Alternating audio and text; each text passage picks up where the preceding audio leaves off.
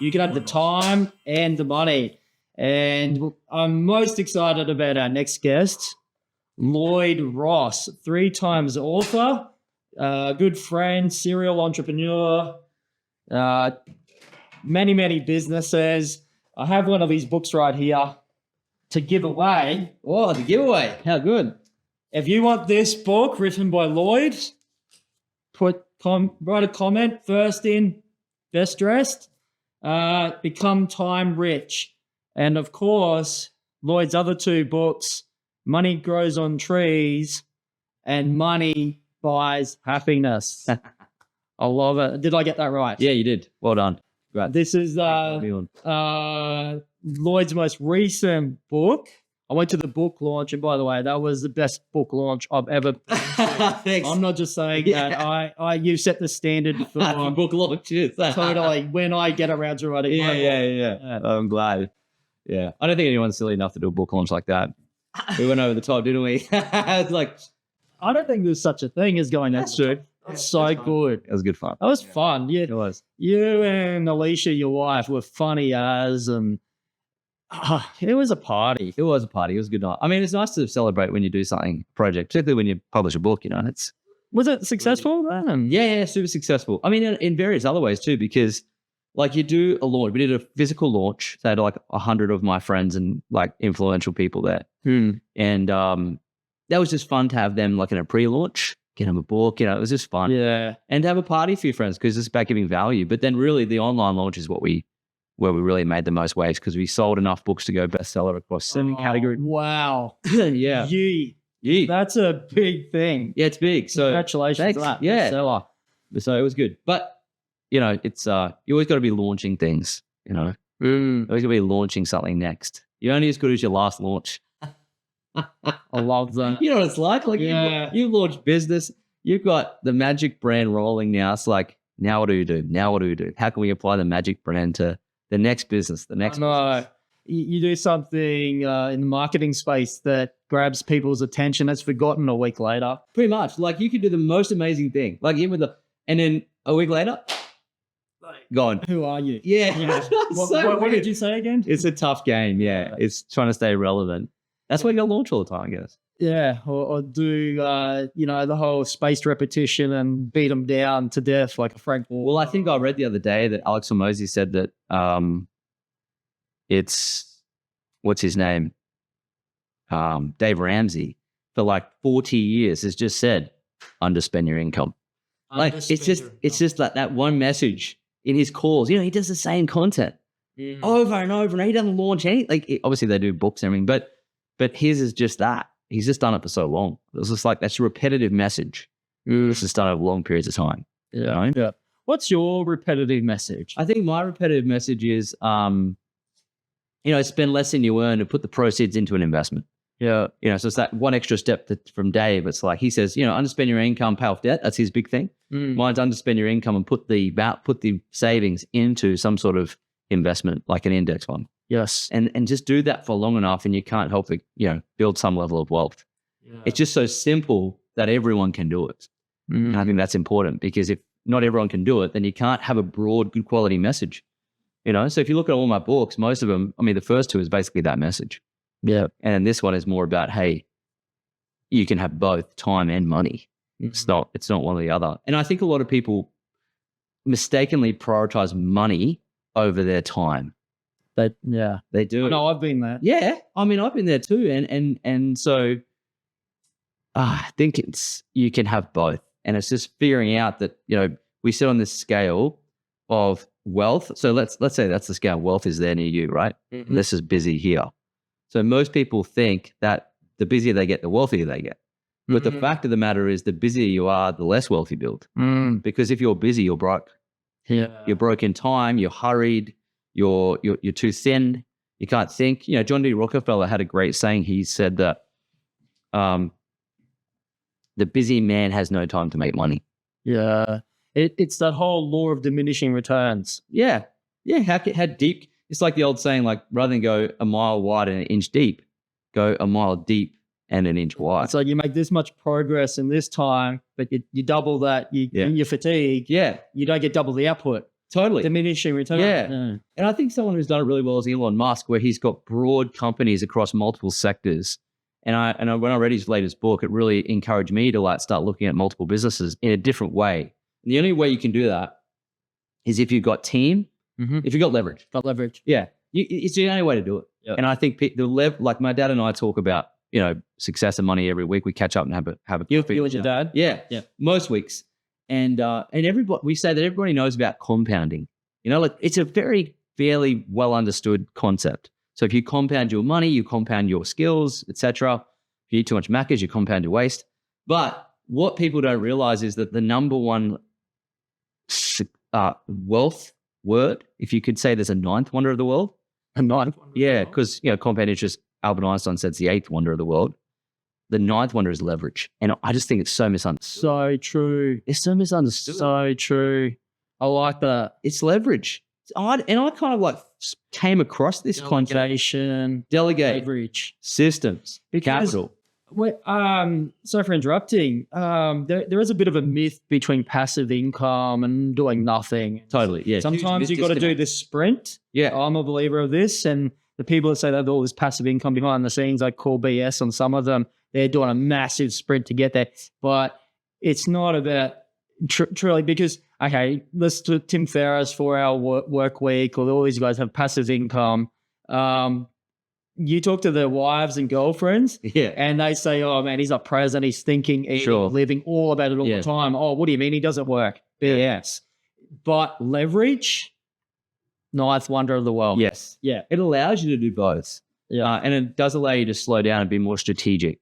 So, like, I think it's just been this gift because like you're right. Because you got to work out the system, and to work out the system, you've got to do all parts of it. Yeah, you gotta, you know what it's like to build a bit. You've got to throw everything at it. It's like the shuttle, the old shuttle, the NASA shuttle. They say that it took 98% of the fuel in those big, fuselages. 98% of them was to get an inch off the ground, like just to get that bit. And that's how business works. So it's messy. It's hot. It's a shit show. It takes all your time. You're working 12 hours. It's all like that. But it doesn't remain like that, because if it does remain like that, you don't have a business. You actually just own a job. So I think it's about, okay, well, now I've made money. It's profitable. There's demand. It's proven. Great. Now, how do I get rid of all these jobs? Correct. Yep. I'm training my team all the time. Maybe they are a one-man band business, but you can still practice some leverage principles. If there's a task that you repeat, can you start thinking about doing it for the last time ever? Yes. Or make the next time half the time by write a manual. Great training. You're just building a leverage muscle and a leverage habit. Yeah. Well, eventually you might get the team to do it for you, but you're starting out with minimalizing small tasks. Yeah, like what you said, if it's repetitive, what system can do it for you, or can you delegate? Work once, get paid forever activity. Yeah, recurring needs. John D. Rockefeller, I read his biography. It's amazing. Probably the best business biography ever. It's called Titan. It's big. But he had this culture in Standard Oil where he said that everyone in there had shown someone else how to do their job, so that there was never any interruptions if someone had left or so the idea was to do the job and show someone else. Yeah. And so in that way, he kind of really cultivated this culture of being able to show others, delegate, and step out of roles. And don't be afraid to get someone that is better than you to work in your business. It's much better. It's much better. Oh yeah, it is way better. It's a blessing. When I was young, I struggled with that concept. If they're better than me, why would they work for me? Did you have that when you were young? Yeah, probably. I would say, yeah, without a doubt. Until you get, I think what happens is you get a bit older, and the younger people come up, and they actually just physically are. They're just better with tech. They just they just are. And so you have no choice. Like at some point, you have no choice. They're going to come into your business and shape, and they have to, because you have to evolve and grow with the time. So I think you either do it yourself, or you find out the hard way. You're going to have to be forced to do it. If even they're just better because they don't have to wear all the hats that you do, and they focus on the totally thing, let them shine. I don't. In our education business, I've got two great partners. One looks after the marketing, and one looks after the sales and acquisition, the back end. And I don't manage them at all. Like I don't. They're self-driven, self-managed partners. Mm-hmm. And think about those two areas. They're the most important areas and also the most challenging. Yeah. So if they're outsourced, I just really focus on delivery. So, and I've got help there too. So like when you set up a business and you have great people that you bring in to do specific areas, you end up, one, making more money because of specialization of labor and scaling. And then two, you kind of feel a bit, not guilty, but you have this weird concept comes where you're like, oh my God, I'm just doing the least amount of work I've ever done. Yeah. But I'm making like 10 times the money that I used to. Yeah. And it's only because the business then can grow and scale because you're not bottleneck. Yes. So it's a weird, so if we go back to the scale of wealth and busy, it's actually the less busy I become, the wealthier I become. Yeah. It's fascinating. And if you look because of leverage. Totally. Because of that ninth wonder of the world. Yes. Yes. And Warren Buffett is the master at that. Yeah. You love Warren Buffett. He's probably done that his whole life. There's a great story of his young example. Yeah. Yeah. His diary is just completely free. And so I think that's the new flex. It used to be Lambos and blah, blah, blah, houses. It still probably is that. This is the new flex kind of thing. Yeah. It's like the flex is like, if I showed you my diary, it's pretty free. So I'm like. Free enough to come to this. Yeah. Like when you ask me that, like, hey, can you come? I'm like, yep, I'll come. Like, and even a buddy of mine last week goes, hey, you want to come play golf? I'm like, yep. Yeah. We'll see you out there. No, every day's like that. But I've objectively try to build a life that does that. Freedom, a life of leverage. Yeah. And so if you're taxed all the time on the tools, you can't do it. But again, it does take time to step out of that. Like I'm helping a guy do it in his business at the moment. And he said, it's not going as fast as I thought. And I was like, well, it's going to take time to build the team. It does, to find the right people, to have them independently working and then to manage them and to get systems around them. It takes time. It really does. Yeah. Have you found, because I'm thinking about this right now. We catch up every so often, a couple of times a year. Yep. Podcast is new to me, and I know you've had a podcast for half a decade. There's leverage in this. Yes. And I'll just share something with you real quick. We, very random, but we won a truck show with one of our vehicles recently. We went into a truck show. Did you? And finally, I know, right? It's the TV Magic Mini truck. We put it in a truck show and we won the best tipper. Anyway, our audience is homeowners. We've got a massive database, 160,000 homeowners around the country. Good size. When we made these posts, we had this spike of people that are into trucks. Cool. So just a different audience. Totally. And I thought, that's cool. What else can we do? Now, I was thinking about you being on here, and I can't help myself to help you, but your database would be very different to my database. But you being on the podcast. Well, my database, they're all homeowners. Well, not all of them, but there'd be a few. It'd be different. Same like that, yeah. Anyway, where was I going with that? I interrupted you. I love what you do, okay? And I want to introduce good people to my database. Cool. And why? Because I know that you help a lot of people with money. You read a lot of books. I really respect that more than you might know. I used to read a lot more. I read less now because I live on X, but yeah. What are you working on at the moment? Good question. How can you use my database for leverage? No. I mean, I'm like you too. Like I like to just, if I can give value in any way, I'd love to do that. If I can give a message, I've already learned 3 things from you today. You always likewise. Look, I think probably the latest thing we've got that is probably the most exciting is our new book. It's Become Time Rich, because I only launched in June. No, this one. It only launched in June. So June, July. It's only like a few months old.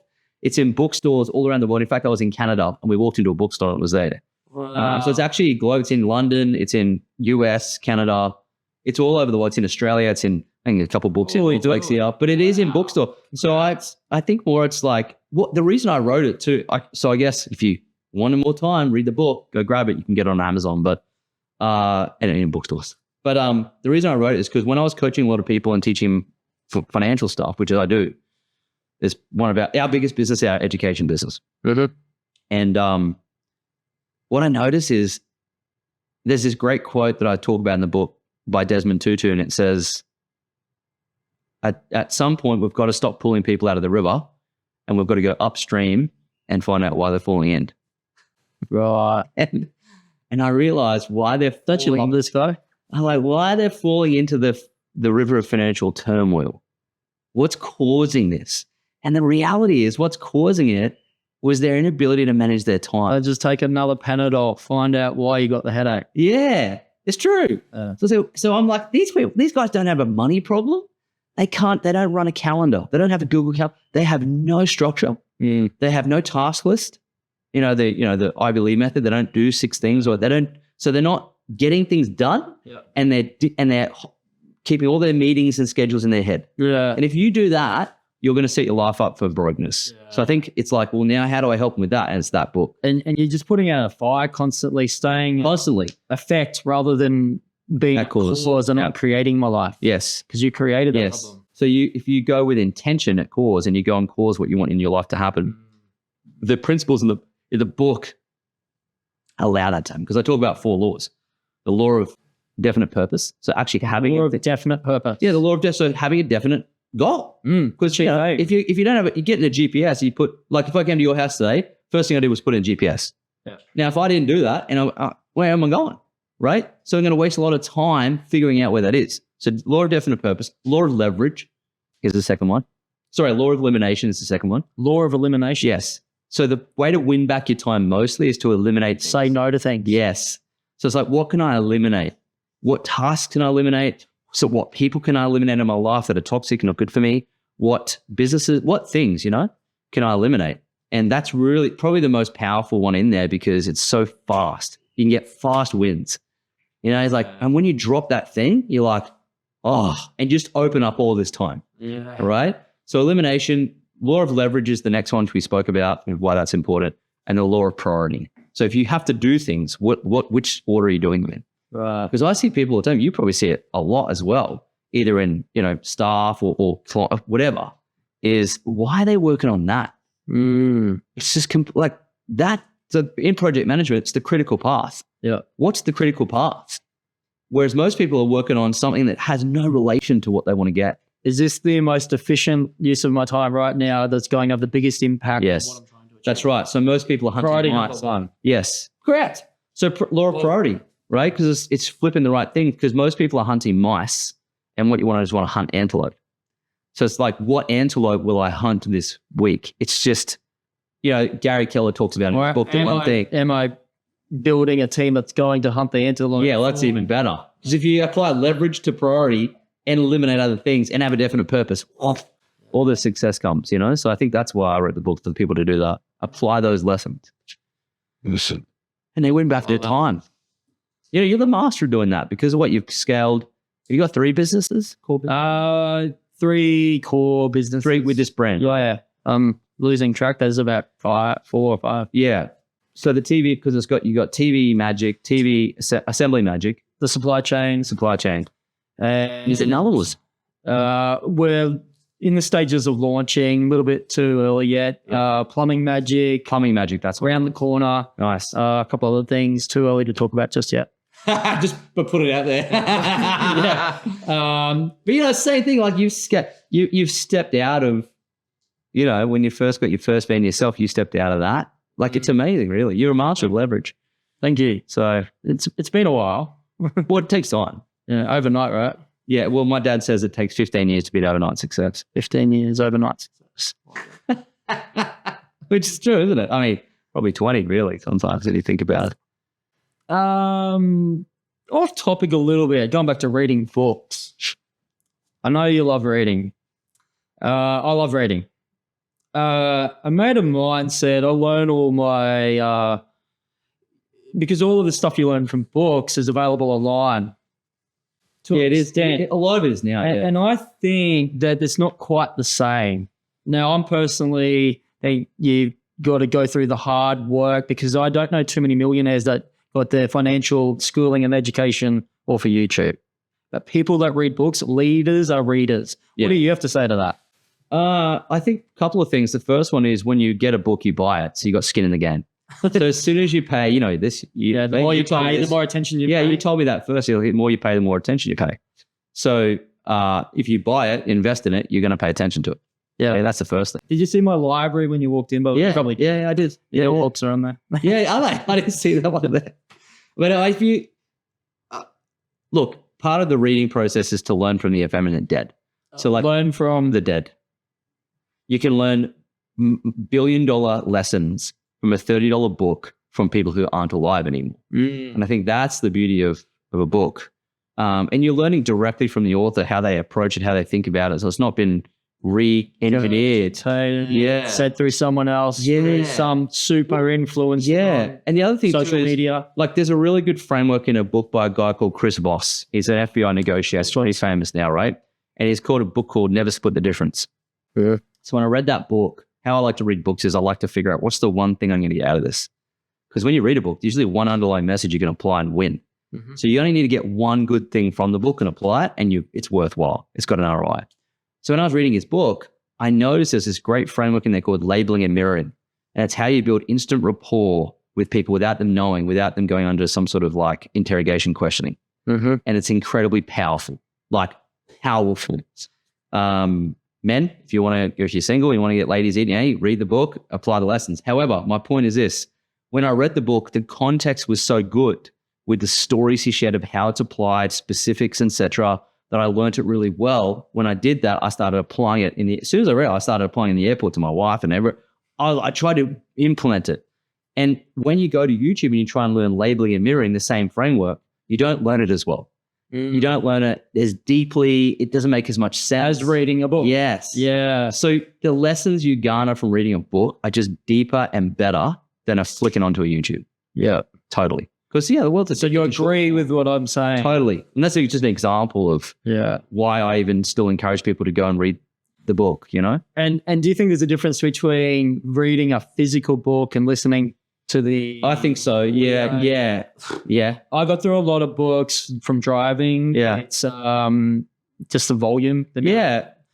But it's most reading was hard until I made myself like it. But it had the most powerful impact personally when I was reading a ton of books. Well, it's funny because we're all different type of learners. Auditory, kinesthetic, visual. And a lot of people are visual. I'm a visual learner.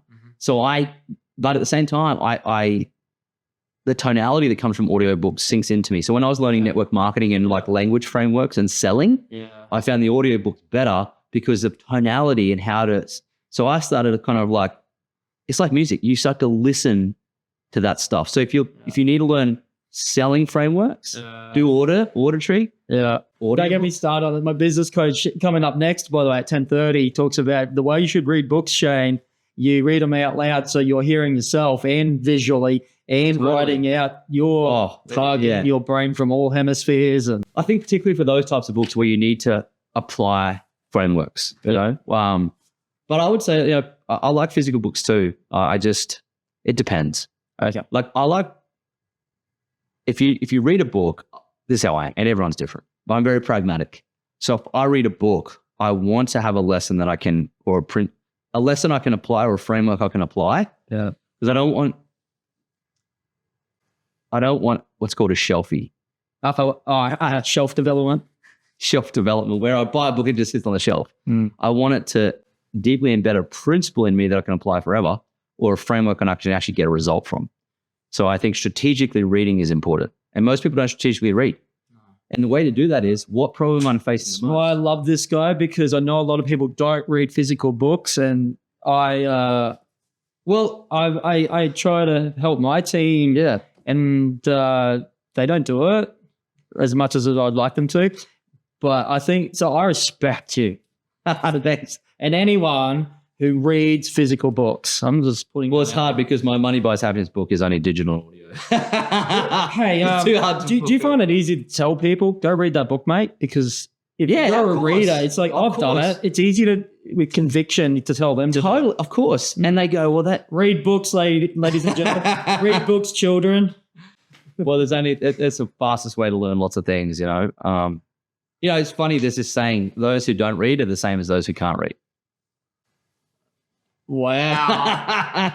Oof. Oh, I like that. That's all right. Gets in right in the feelings. Yeah. Thank you for entertaining that. Reading. Readers are leaders. Speaking. So,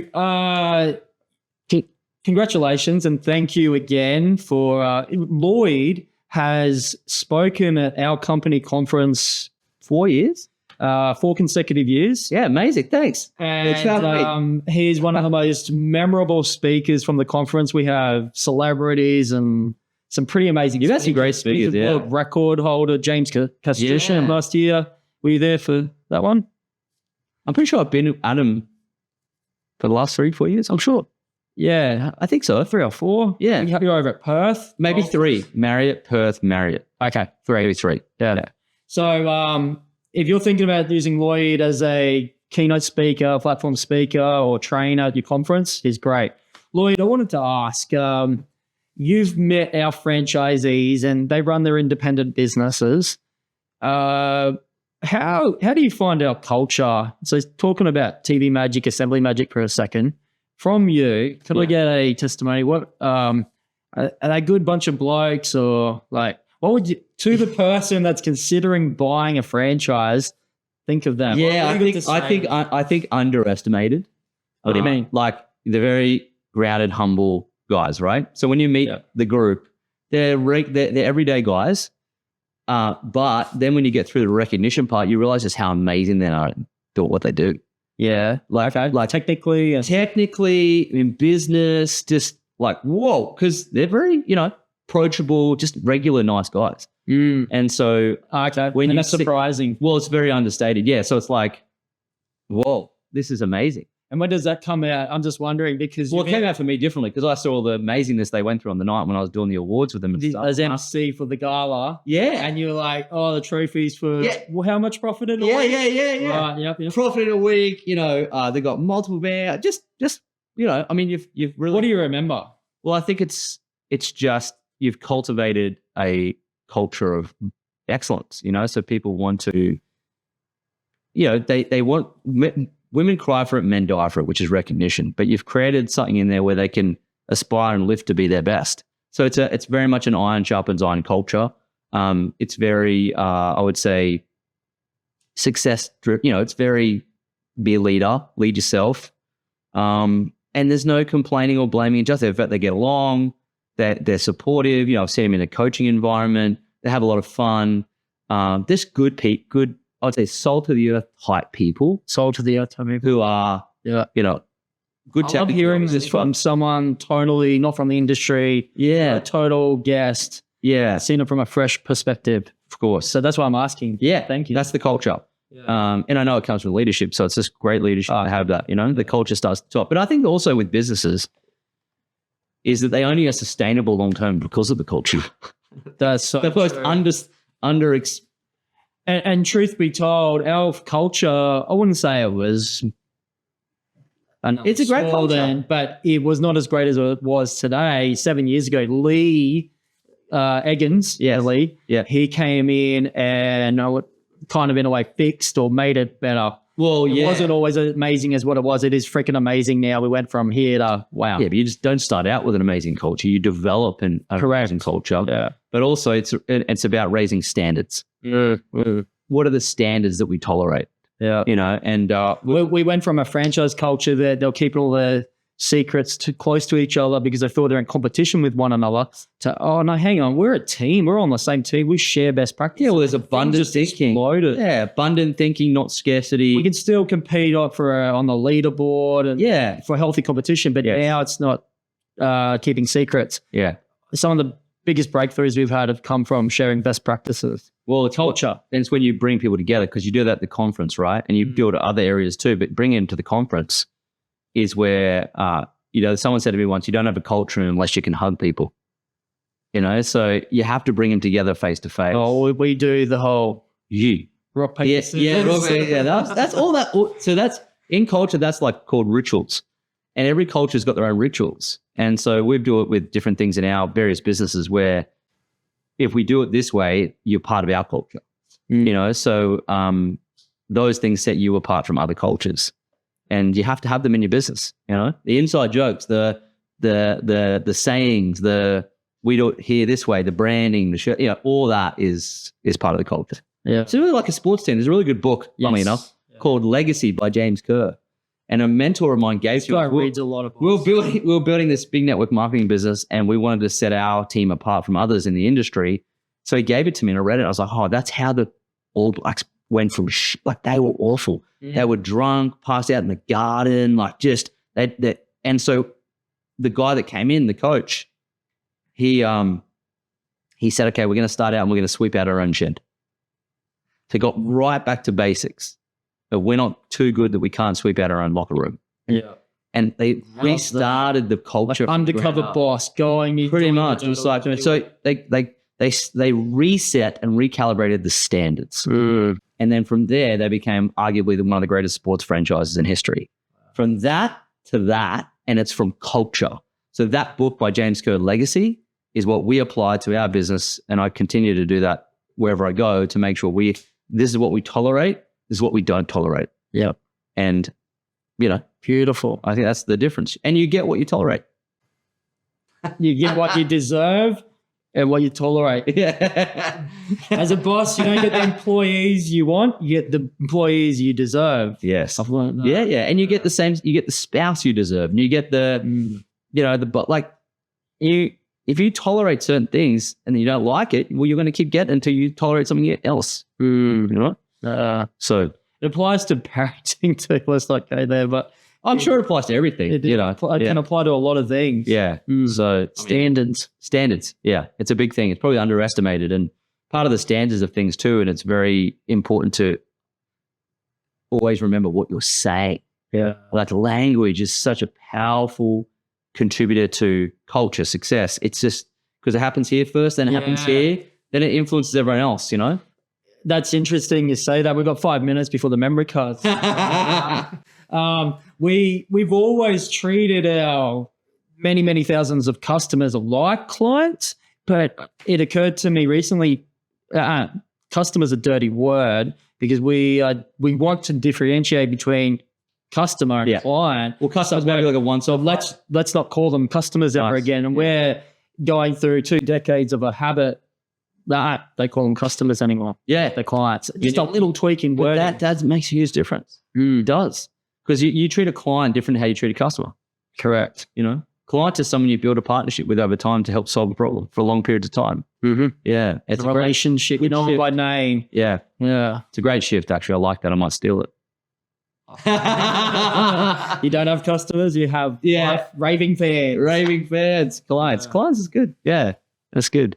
So what else, man? It's so good to see you. We've covered so much. You learn so much from listening to this guy, the ninth wonder of the world, leverage.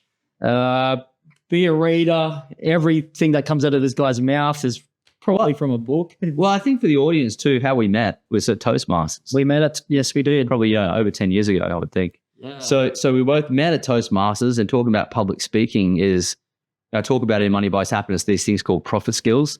And one of the greatest profit skills you can develop is your ability to articulate publicly and speak. Correct. Right? Speak to lead, speak to sell, etc. Yeah. And so how we both started was we went to Toastmasters. Yeah. To get better. That's how we met. We've continued our friendship since then. Some of our franchisees, no interest whatsoever in doing what we do, speaking from stage, but they did a little bit of practice, but then they found they just take a phone call better and they could sell a 15 grand sale because they articulated themselves better. It's not about stage. Like, think about that. It's like you go to a wedding and you're the best man, you're on. Yeah. You go to your kids, like having that skill is, man, I don't know how many times it's helped me and saved me. Yeah. It's helped, like my grandmother died last year and no one was going to MC the funeral. And they asked me, hey, can you MC this funeral? I'm like, never done that before, but I can do it confidently because I had all that experience. So like, think about that. Like that's just so helpful at a time where people are tapping out. You're like, I can do that. So it really turns you into a center of influence, a leader.